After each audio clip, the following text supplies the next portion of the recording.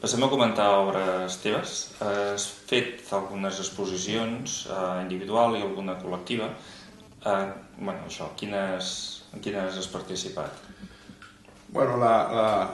La feina de portar una entitat endavant i dedicar-hi potser molt de temps, potser més del que la prudència aconsellaria, doncs m'ha limitat una mica la producció individual.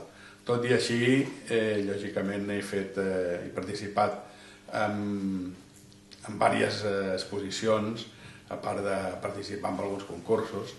Les exposicions han sigut algunes de col·lectives, amb membres de l'agrupació o amb membres d'inclús d'altres agrupacions, i també algunes individuals que han estat preferentment, quasi totes, fotografia de viatge, que és el que m'agrada fer i el que d'alguna manera puc dedicar-hi el temps que no puc dedicar-hi mentre estic aquí.